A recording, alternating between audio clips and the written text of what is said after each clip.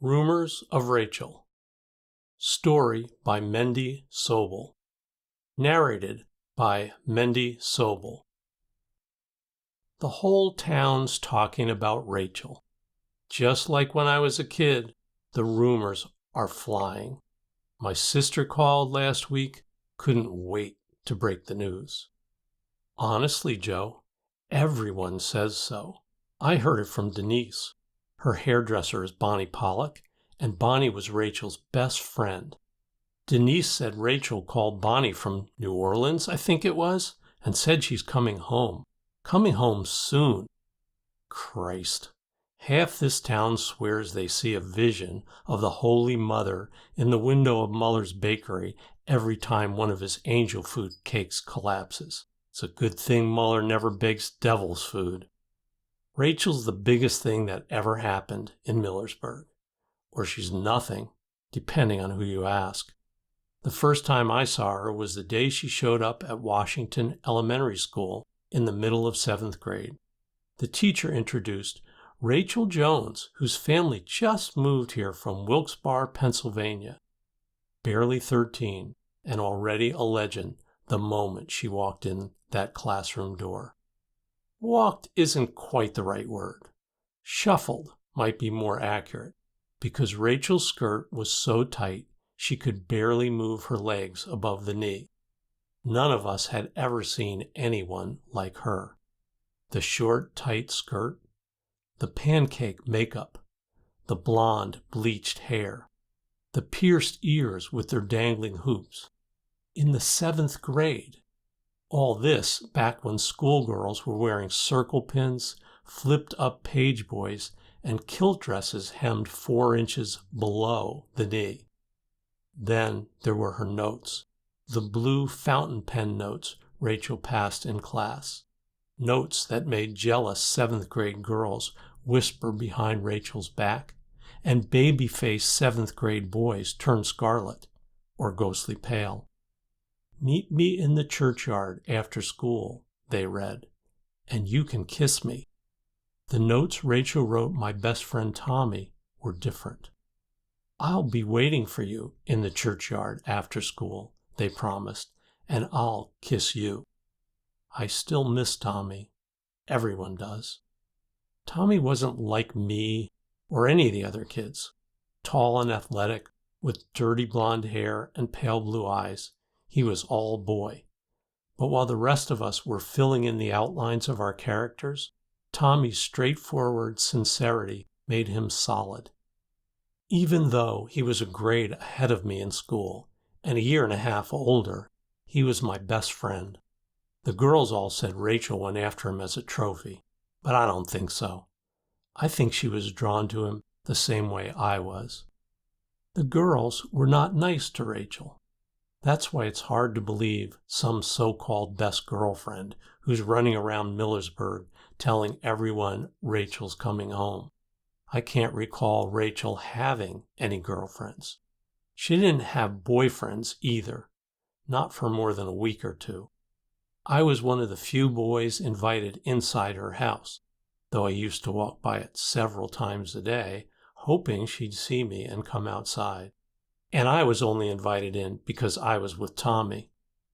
Rachel lived a block north of me on Sherman Avenue, Tommy a block south on Rutledge. I lived in the middle on Grant, and the Episcopal Church and its 2-acre wooded lot and winding dirt shortcut path leading directly to Rachel's house was a block east of me on Roosevelt.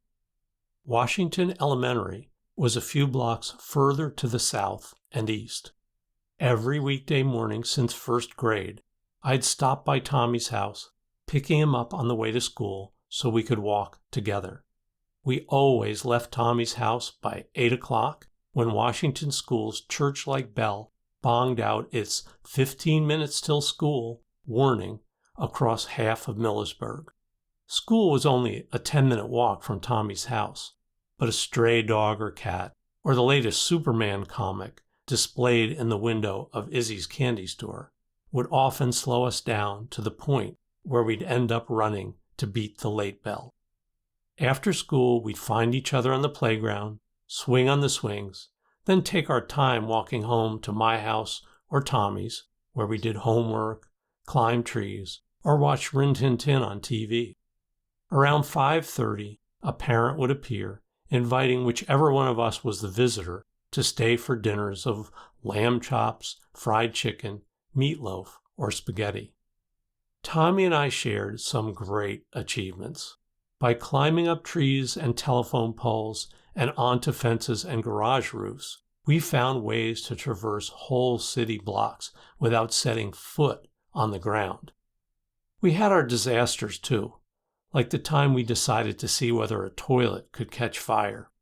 The thing we loved most was sneaking into Mr. Holt's backyard and climbing his giant cottonwood, the tallest tree in Essex County.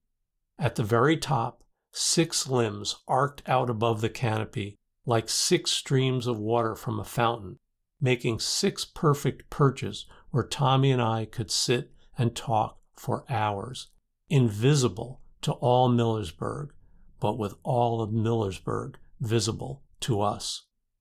Walking our usual after-school walk home, we often saw Rachel, sometimes ahead of us, sometimes behind, always by herself. We'd walk down Roosevelt's uneven slabs of concrete sidewalk, kicking stones or stopping to examine hearts and initials carved into the bark of ancient elm trees.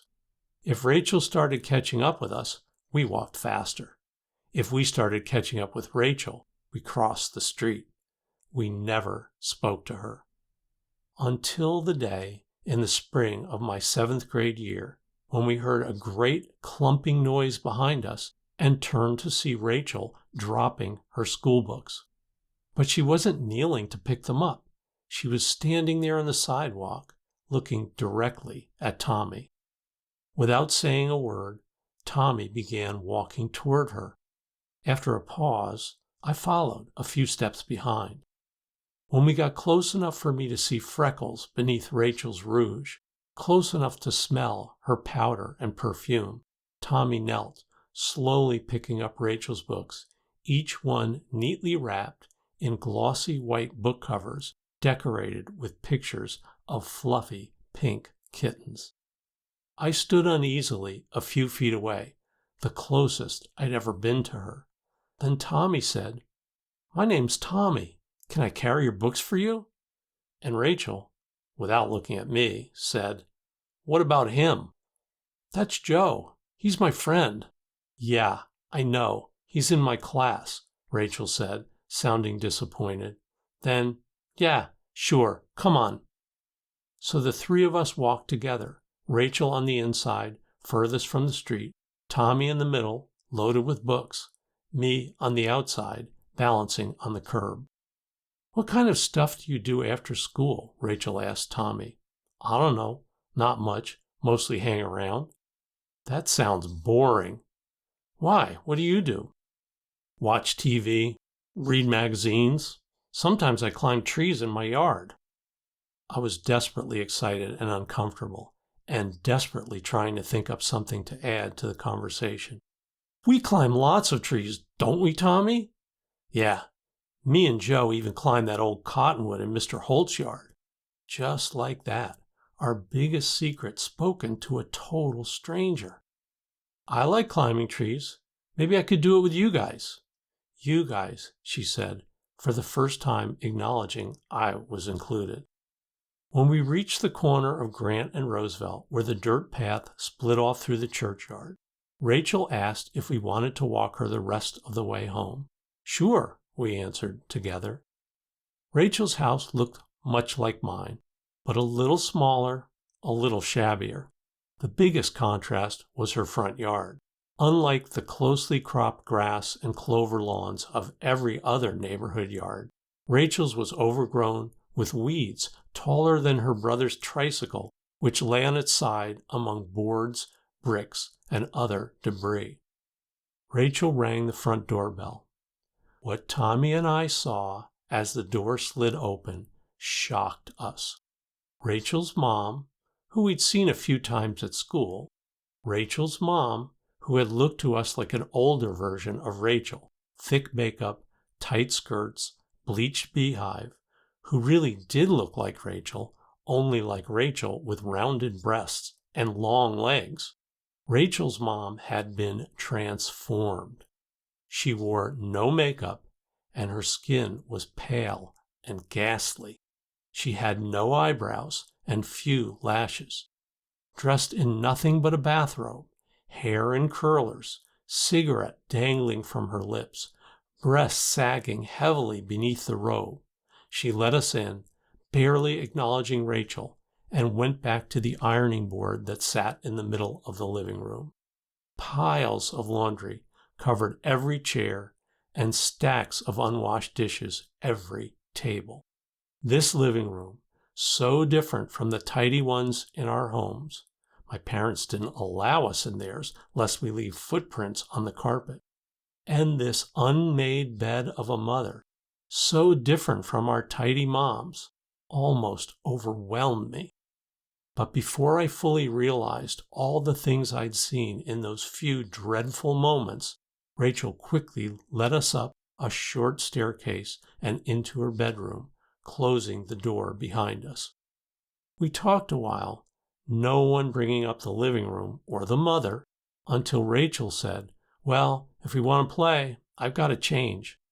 Tommy said, "We'll wait outside," and started for the door.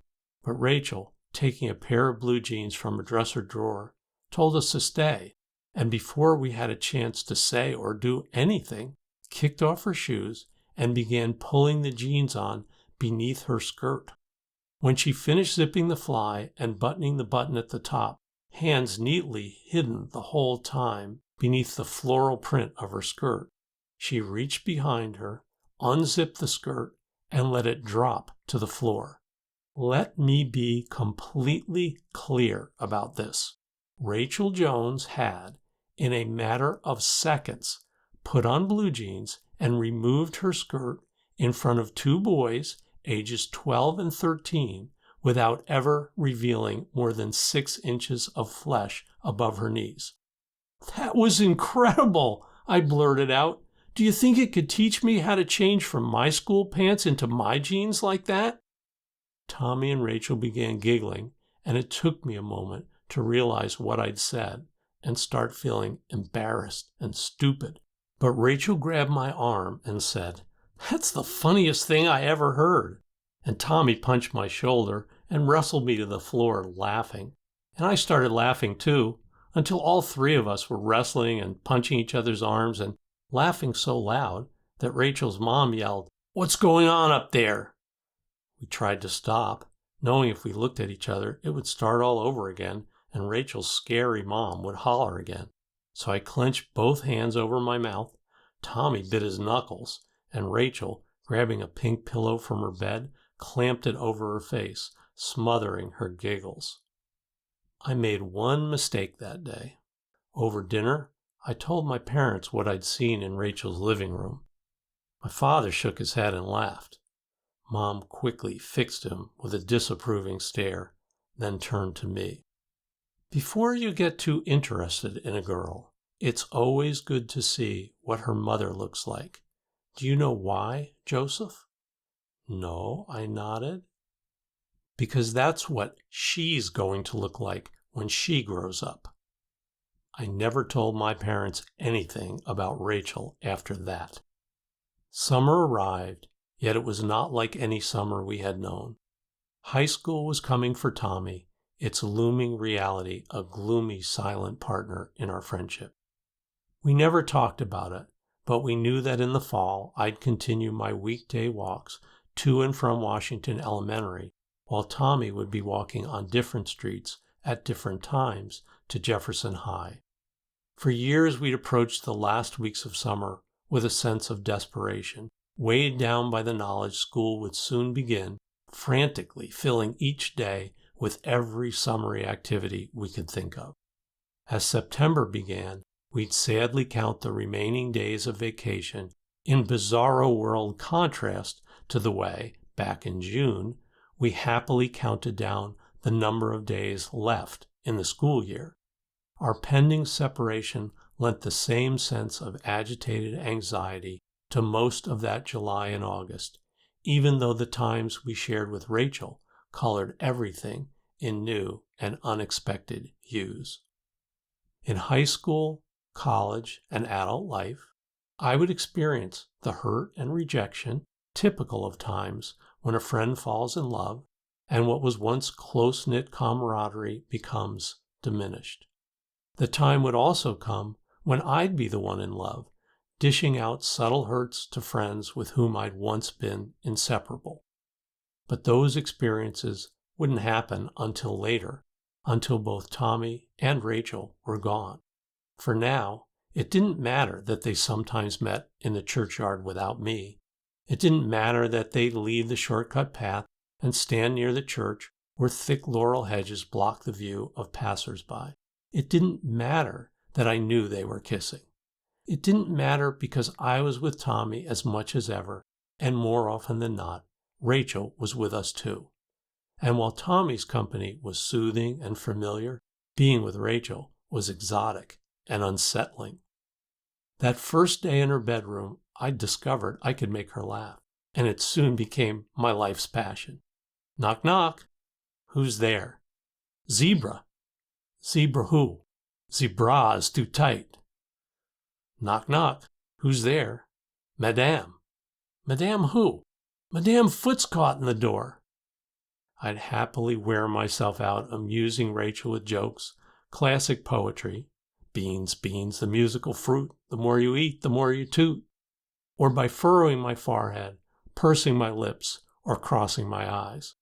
While Rachel was the primary target of my comic assaults, Tommy often took collateral damage, sometimes with a mouthful of Cheerios and milk finding its way out his nose. When this happened, I was doubly pleased.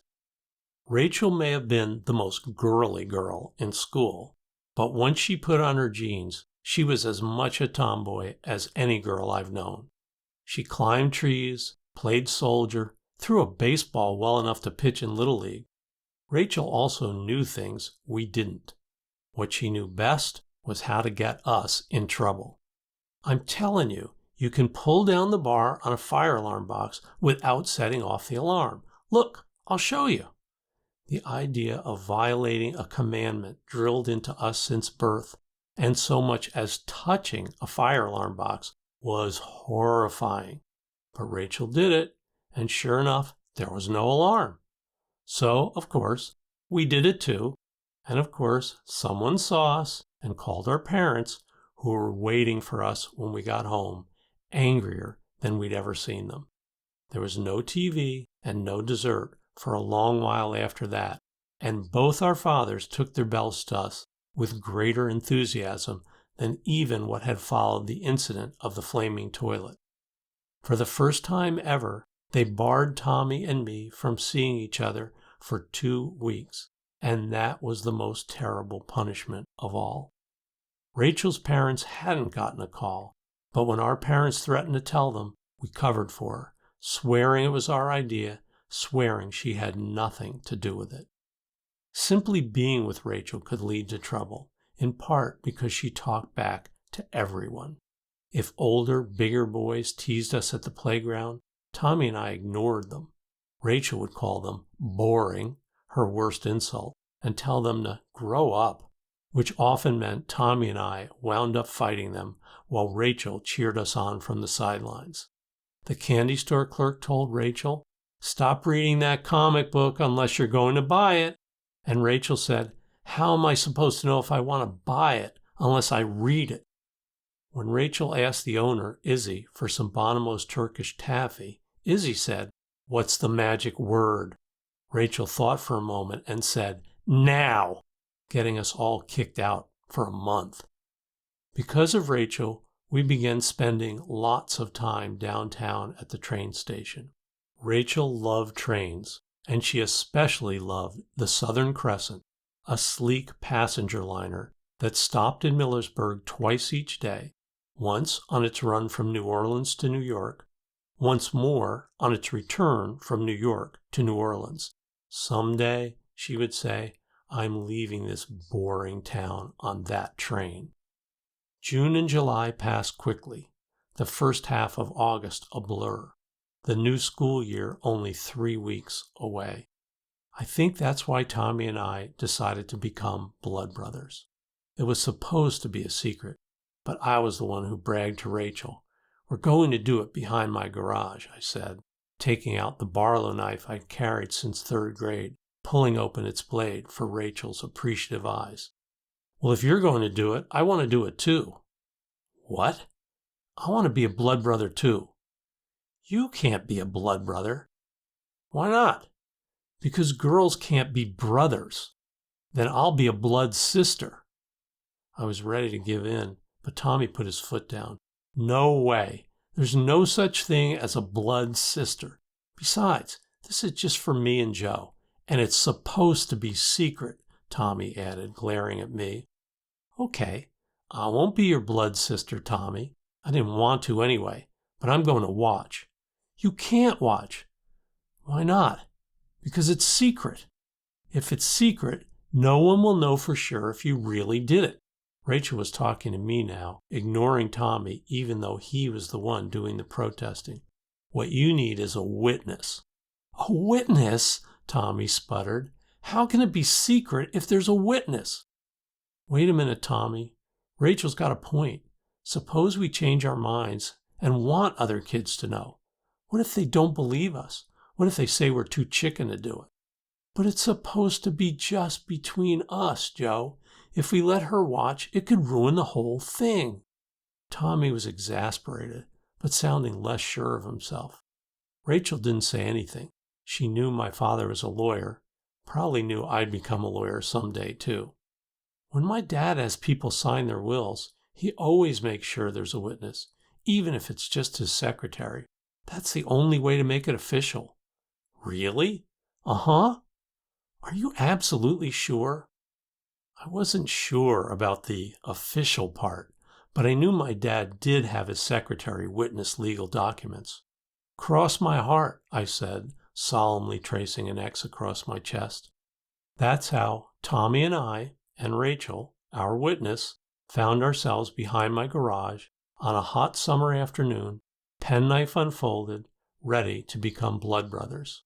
Tommy went first, sliding the blade quickly across his index finger the way they did it on Spin and Marty, making it look easy. Nothing happened. The knife, which I used for everything from cutting paper to digging holes, was way too dull. "Try poking yourself with the tip," Rachel said helpfully. Tommy poked his finger, and I poked mine. Still, there was no blood. And now our resolve was failing. But if God never blesses Rachel for anything else, I pray he blesses her for not laughing, not calling us chicken, not telling every kid at school we didn't have the guts to go through with it. Instead, she had an idea. "Have you guys got any mosquito bites?" It was August. We were covered with mosquito bites. "Why don't you pick some bites until they bleed, then squish them together?" Tommy found a good one on his arm. Rachel found a good one on my shoulder, and we scratched away at them until they produced the tiniest amount of blood. Then Rachel took Tommy's arm, pressing it firmly against my shoulder. "Say, 'We are blood brothers,'" Rachel commanded. "We are blood brothers." "Say, 'Forever.'" "Forever." We stood for a few moments, warm and smiling. Then Tommy said, "I changed my mind. I think we should make Rachel our blood sister. She deserves it." I agreed. Rachel found a big red welt on her knee and scratched it bloody, while Tommy and I went back to work reopening our bites, pressing first Tommy's arm, then awkwardly my shoulder to Rachel's knee. Each of us said, "You are our blood sister." "And you are my blood brothers," Rachel answered, "forever." When the new school year began, Tommy and I saw each other on weekends.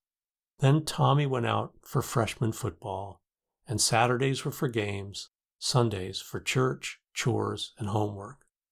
In winter came basketball, and in spring, baseball, and with them, new friends for Tommy, even a bubbly cheerleader named Debbie, who always seemed to be at Tommy's house when I stopped by after school.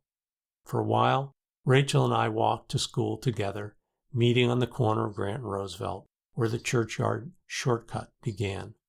We talked about Tommy a lot.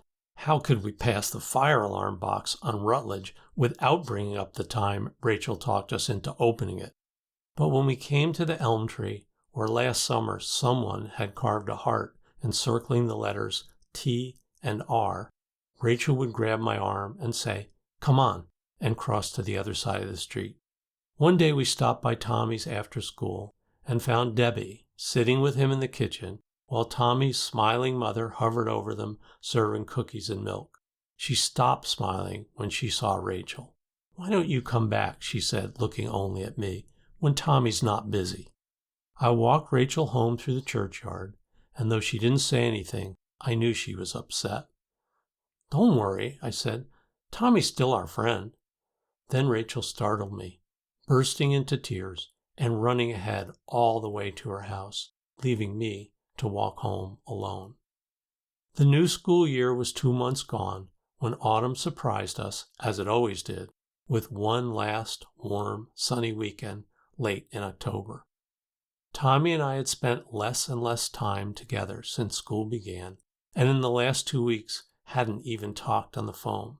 But when the weather turned warm on a Friday, Tommy called me right before bedtime, and together we made plans for the weekend.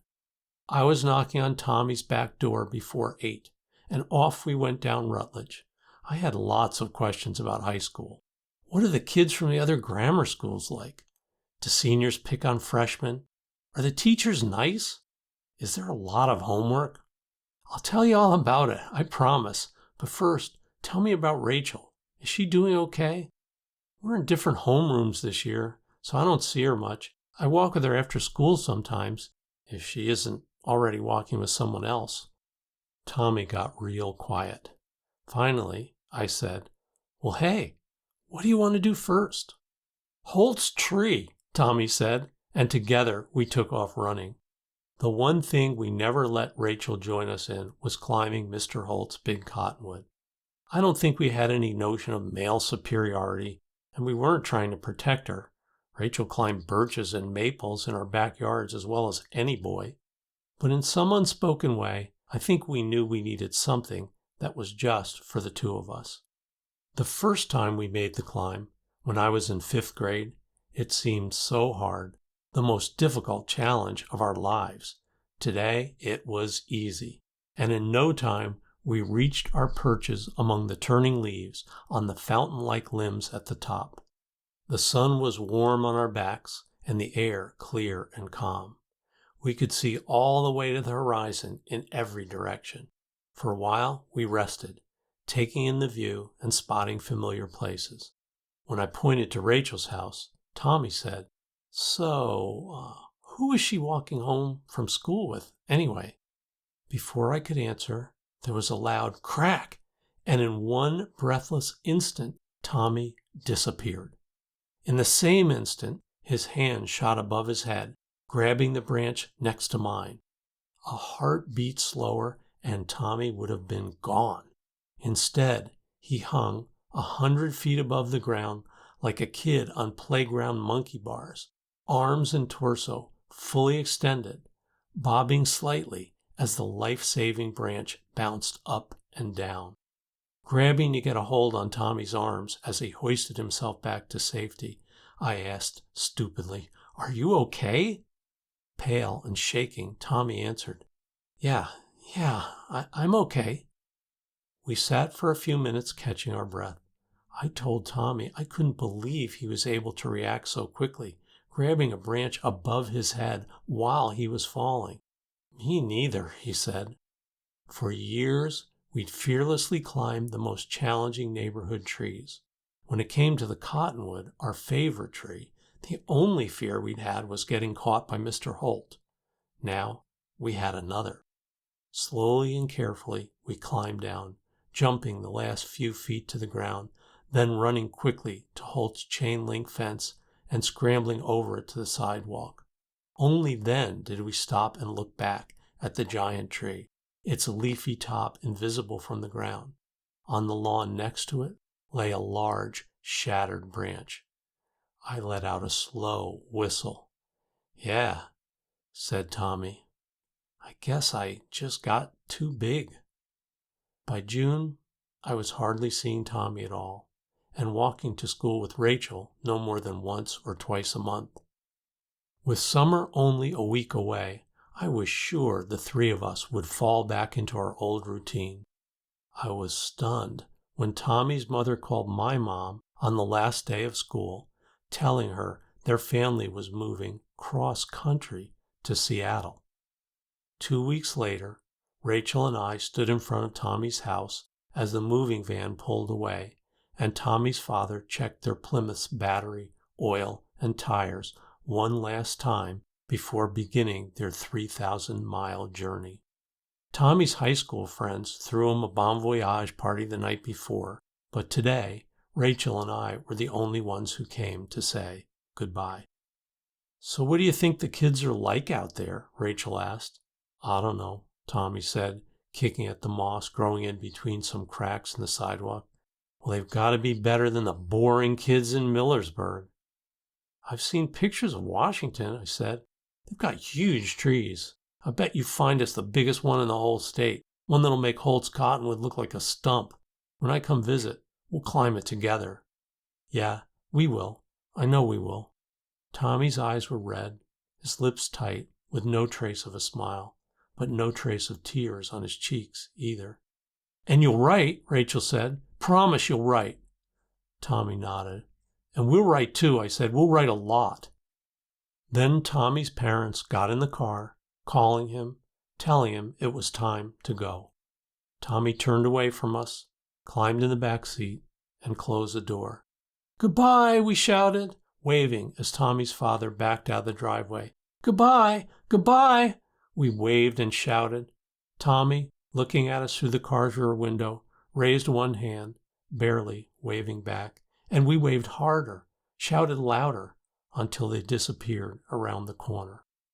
I walked Rachel home, and on the dirt path shortcut through the churchyard, when I couldn't hold back any longer, and big wet tears began sliding down my cheeks, Rachel took my hands in hers and kissed me once on the lips. Tommy and I did write, fitfully, for the better part of a year, then not at all. I don't know if Tommy and Rachel wrote, though I suspect they did. I tried calling Tommy once, but first I checked with the operator, and when she told me a 3-minute phone call to Seattle would cost $9, I knew it was impossible. I didn't see much of Rachel in high school. I made new friends, and Rachel set about becoming a legend, with one senior class of boys when she was a freshman, another when she was a sophomore, and with the boys from the local college by the time she was a junior. We said hello when we passed each other in the halls, but that was about it. In the middle of our senior year, she was gone. Her family packed up and moved away. Everyone said she was pregnant, and the rumor was her family had gone back to Wilkes-Barre, gone away for her to get rid of the baby, gone away forever. For months, the rumors continued. That she had the baby and her parents were raising it as their own. That she had the baby and gave it up for adoption. That she had an abortion. That she had an abortion and bled to death. The only thing everyone agreed on was that she would never return to Millersburg. Until now. I can't say I believe those old rumors about Rachel. I can't say I believe the new one either. I can tell you that each day since my sister called, I make 2 trips to the train station where I wait until every passenger steps off the Southern Crescent. When the last one walks past me, and I'm sure none of them could be Rachel, I wait for the conductor's call of "all aboard," and watch the Crescent pull out of the station on its way to New Orleans or New York. I watch until the caboose disappears in the distance. Then I walk home and wait until tomorrow. I know you can drive to Millersburg or fly into the brand new Essex County Airport only 20 minutes away. I also know, in my heart, when Rachel returns, it will be on that train. When she does, I'll be waiting at the station, waiting to carry her suitcase and walk her home.